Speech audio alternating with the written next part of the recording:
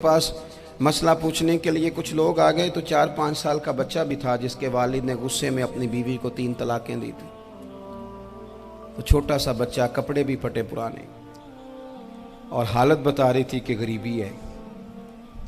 तो जब मैंने मसला बताया कि 3 तलाकें हो गई हैं तो वापस जाने लगे, तो बच्चा मुझसे कहता है, देहाती आदमी तो कहने लगा, मौलवी साहब मेरी अम्मा ते नानी कहनी असन पूछ के आई आप कि हुण असीं लहदा ही रहना है। तो उस बच्चे की नौनिहाल की वो कैफियत देखी तो मैं रो पड़ा। मैंने कहा यार ये बच्चा बेचारा माँ बाप के होते हुए ये यतीमों जैसी ज़िंदगी गुजारेगा क्योंकि बाप ने तलाक दे दी। किस तरह मसाइल नहीं बताए लोगों को, तालीम से आगाही नहीं किया। और इसमें बहुत बड़ा जुल्म है उन लोगों का भी जो जनाजे पे खड़े होके तो कह देते हैं, मेरी तरह के लोग, अच्छे उलमा की बात नहीं करता, वो कह देते हैं देखो जिन लोगों को जनाजा नहीं आता, भाई आपने किस दिन इशा के बाद क्लास लगाई थी जनाजा सिखाने की? ये तो आपने कह दिया लोगों को कुरान जी ठीक नहीं आता।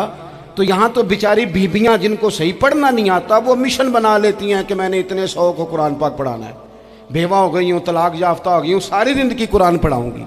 हम क्यों ये मिशन नहीं बनाते, क्यों इस तरफ सफ़र नहीं करते? एक तो दीनी मालूमात में, दीनी उलूम में अपने आप को लगाएं और ज़ौक़ पैदा करें कि जो चीज़ें मुझे नहीं आती मैंने वो सीखनी है, जो मामलात मुझे नहीं आते मैंने उनकी तरफ सफ़र करना है। एक तो अपना ये मिजाज बनाएं। और जब आप दीनी उलूम सीखते हैं तो पता है कौन सा मंज़र कायम होता है? मंज़र वो बनता है कि हज़रत अबू हुरैरा भी दीन सीखा करते थे, हज़रत अब्दुल्ला इब्न उमर भी असहाबे सुफ़ा में रहा करते थे, हज़रत अनस बिन मालिक भी रहा करते थे। और ऐसा मंज़र बनता है कि हज़रत सैयदा खदीजतुल कुबरा रज़ी अल्लाह तआला अन्हा फरमाती हैं, सैयदा फातिमा हुजूर की गोद में बैठी होती थी और नबी पाक से बातें पूछती थी और हुजूर उन्हें बता रहे होते थे। सैयदा आयशा हुजूर से दीन की बातें पूछती।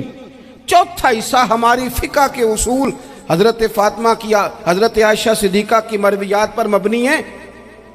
अगर हमारी बच्चियां छोड़ दें डाइजेस्ट पढ़ना, छोड़ दें इधर उधर की मूवी देखना और वो किताब व सुन्नत पर आ जाएं तो बहुत सारे मसाइल ऐसे हैं जो उलझने से पहले ही सुलझे हुए हों।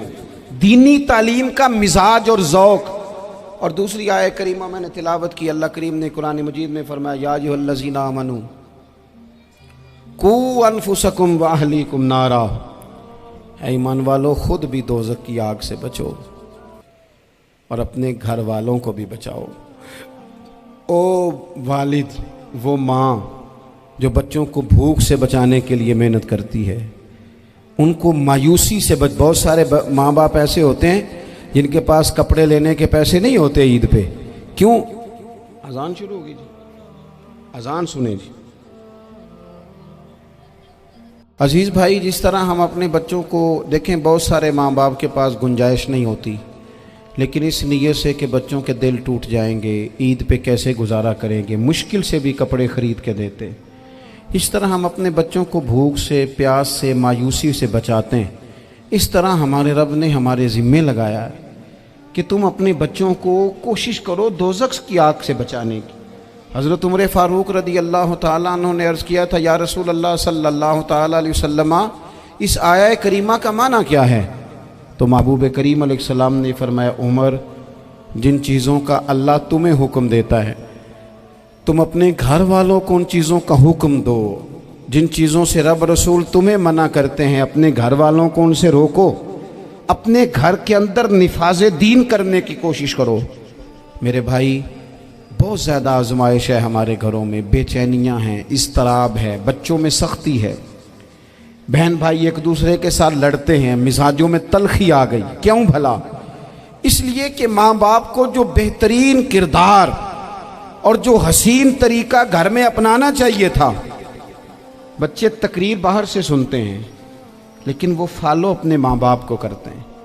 अगर माँ बाप में हौसला हो, सब्र हो, इत्मीनान हो, खुददारी हो, थोड़े पर गुजारा करने का मिजाज हो।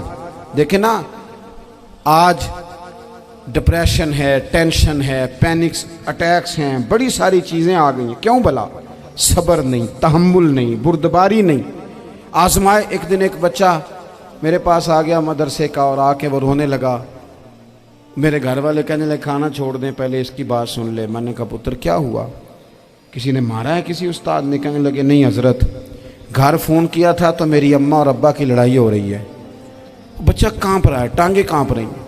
میں نے کہا کیا ہو کیا گیا تمہیں پتر, لڑائی ہو رہی ہے تو گھروں میں ہو ہی جاتی ہے. کہنے لگے نہیں آپ کو پتہ نہیں وہ بڑا سخت لڑتے ہیں. میرے والد جب میری والدہ کو مارنے کے لیے آگے بڑھتے ہیں تو ہم سارے چار پنجوں کے نیچے چھپ جاتے ہیں, ہمیں خوف آتا ہے, وہ منظر خطرناک ہوتا ہے. یہ کون تکلیف دے رہا ہے اپنے بچوں کو؟ یہاں بیٹھے ہمارے ہاں میلوں دور رہتے تھے اس کے گھر والے, تو وہ تکلیف میں تھا, تو گھر میں کیا کیفیت ہوگی؟ اگر حوصلہ ہو, صبر ہو, قناعت ہو, اللہ کے دیے ہوئے تھوڑے رزق پر ہمیں راضی رہنا آتا ہو, ہمارے گھروں میں سکون آئے, اطمینان آئے, ہم جو زندگی بڑی خوشی خوشی گزار سکتے ہیں. ہمارے مزاجوں کا لالچ, ہماری طبیعتوں کی بے راہ روی, ہماری جھوٹی انا کا بت, ان ساری چیزوں کو ختم کر دیتا ہے.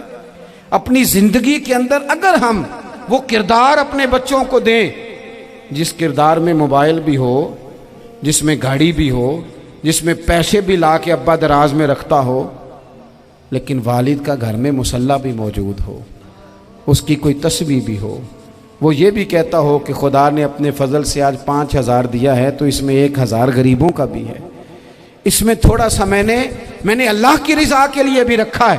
اگر کوئی مشکل آ جائے تو وہ باپ اور ماں کو صبر کرتا ہوا دیکھتے ہوں. اگر ایک باپ کر بات کرے تو دوسرا برداشت کرتا ہو. خدا را اپنی اولادوں کو اس اذیت کا شکار نہ کرو. اپنے گھروں کے اندر وہ خودداری, وہ پیار, وہ وقار, وہ محبت, وہ انداز. آپ تھکے ہوئے ہیں کوئی شک نہیں, آپ بہت سارے مسائل کا باہر شکار ہوں گے کوئی شک نہیں, لیکن آپ باہر سے تھک کے آئے ہیں. اور اگر آپ باہر اپنی فیکٹری کے مالک ہیں اور دفتر کے بڑے ہیں تو گھر میں بھی تو آپ بڑے ہیں نا. آپ کی ماں بھی تو انتظار کر رہی ہے, اس نے بھی تو دکھڑا سنانا ہے نا آپ کو. آپ یہ دیکھیے کہ آپ کے بچے بھی تو انتظار کر رہے ہیں, وہ چاہتے ہیں کہ ابا آ کے بیٹھیں تو ہم ان کے سینے پہ چڑھ کے تھوڑا کھیلیں. آپ کی اہلیہ منتظر ہیں. کچھ باتیں بیوی کسی اور سے نہیں کہہ سکتی, صرف اپنے شوہر سے کہتی ہے, لیکن وہ تو آتے ہی جلال میں آ گئے صاحب. وہ کہنے لگے تو بڑی نالائق ہے, میں تھکا ماندہ آیا ہوں اور تو نے مجھے کہانی سنا دی ہے. وہ اس خاتون سے شدت کے ساتھ پیش آنے لگے. میرے رسول پاک کی حیات نور کو دیکھو, حضرت ام ایمن حضور کی رضائی والدہ ہیں, ان کی بھی خدمت ہو رہی ہے. حضرت حلیمہ سعدیہ آ رہی ہیں تو خدمت ہو رہی ہے. حضرت عباس حضور کے چچا ہیں تو کریم فرماتے ہیں میرے چچا ہیں باپ کی جگہ پہ. حضور دوست احباب صحابہ غلاموں سب کے ساتھ پیار کر رہے ہیں. 9 ازواج مطہرات ہیں گھر کے اندر, اور کیفیت یہ ہے کہ حضور صرف ان کی ضرورتوں کا ہی خیال نہیں کرتے, خواہشات کا ہی خیال نہیں کرتے, بلکہ میرے کریم کا طریقہ یہ ہے کہ کوئی بندہ آج بول کیا رہا ہے, وہ کہاں کھڑا ہے آج, اس کے جملے کس طرح کے ہیں, اس کا لہجہ کس طرح کا ہو گیا ہے اور اسے ٹھیک کیسے کرنا ہے. محبوب اس کا خیال فرماتے, توجہ کرتے. میں کہتا ہوں کہ ہم سب کو شوق آیا ہے آرام کرنے کا. میں صبح 11 بجے سے پہلے اپنے گھر سے نکل آیا تھا اور یہ وقت آ گیا ہے اور رات کو خدا جانے کس وقت گھر پہنچنا ہے. کئی دفعہ کیفیت یہ ہوتی ہے کہ گاڑی سے اترتے ہیں تو پھر دل کرتا ہے کہ کوئی اٹھا کے چلائے نہ کبھی. اس کے باوجود بہت سارے لوگ ناراض رہتے ہیں کہ ہم سے مل کے نہیں گئے, فوٹو نہیں کھنچوا کے گئے, فلانی جگہ چائے نہیں پی کے گئے. یہ تسلسل ہے. لیکن میں جتنا مرضی تھکا ماندہ گھر جاؤں گا نا, کبھی ایسا نہیں ہوا کہ میں گھر جاؤں تو بڑی ٹینشن میں جاؤں. میری گھر والی ایک دن مجھ سے کہنے لگی آپ نے کبھی نہیں کہا کہ میں تھکا ہوا آیا. بندہ تھک بھی تو جاتا ہی ہے نا, کبھی کہاں کرے نا. میں نے اسے کہا پتہ کیوں نہیں کہتا, اس لیے نہیں کہتا کہ میں نہیں چاہتا کہ میرے بچے یہ کہیں کہ ہم نے دین نہیں پڑھنا, ہمارا باپ تو بڑی مشکل میں ہے. ہم اپنے کام کے بارے میں اپنے گھر میں شکوے کرتے ہیں. آپ کسی بچے سے پوچھ لیں کون سا کام کرنا ہے, کہ اندر جڑا ابا جی کر دے رہے ہیں وہ نہیں کرنا. کیوں کہ ابا جی ہر روز تو کہتے ہیں میں بڑا الجھ گیا ہوں, یہ کام بڑا مشکل ہے. میں چاہتا ہوں کہ میں اپنے بچوں کو یہ بتاؤں کہ پتر میں تو جدھر جاتا ہوں پھول ہی پھول ہیں. میں تو جدھر سے گزرتا ہوں محبت ہی محبت ہے، میں تو جدھر سے دیکھتا ہوں دعائیں ہی ملتی ہیں، تاکہ ان کا شوق پیدا ہو۔ میرے عزیز، آپ تھوڑا سا دل بڑا کریں۔ اگر آپ ایک کی وجہ سے پورا گھر سکون میں آ جاتا ہے تو آپ دل بڑا کیوں نہیں کرتے؟ جگہ ڈھونڈتے ہیں بس مجھے کوئی تنگ نہ کرے، کوئی میری باپ ماں بدولت کو کوئی پریشان نہ کرے۔ بخاری شریف سنیے، حضرت عائشہ صدیقہ رضی اللہ تعالیٰ عنہ بیٹھی ہیں، حضور فرمانے لگے عائشہ آج ایک بات نہ بتاؤں تمہیں؟ یا رسول اللہ بتائیے۔ حضور فرمانے لگے جب تم مجھ سے ناراض ہوتی ہو تب بھی مجھے پتہ چل جاتا ہے، اور جب راضی ہوتی ہو پھر بھی پتہ چل جاتا ہے۔ تو حضرت سیدہ عائشہ صدیقہ بات سن کے بڑی خوش ہوئیں، یا رسول اللہ وہ کیسے؟ حضور فرمانے لگے کبھی کبھی تم قسم اٹھاتی ہو۔ یا رسول اللہ ہاں۔ فرمایا جب ہوتی ہو نا راضی، خوش، تو پھر کہتی ہو مجھے رب محمد کی قسم صلی اللہ علیہ وسلم، پھر تم میرے نام کے ساتھ رب کریم کا نام ملا کے قسم اٹھاتی ہو، رب محمد کی قسم۔ یا رسول اللہ بالکل ایسے ہی ہے۔ اور فرمایا جب تمہارے دل میں کوئی بات ہوتی ہے نا تو پھر تم کہتی ہو مجھے رب ابراہیم علیہ السلام کی قسم، پھر تم رب محمد نہیں کہتی۔ یہ بخاری مسلم میں موجود ہے۔ حضرت عائشہ صدیقہ نے تو بات سنی تو کھل گئی طبیعت، کہنے لگی کریم صدقے جاؤں، یہاں تک خیال فرماتے ہو؟ کس کے جملے کہاں پہنچ گئے، یہاں تک خیال ہے؟ فرمایا مجھے پتہ چل جاتا ہے کہ تمہاری کیفیت کیا ہے، کہاں کھڑی ہو۔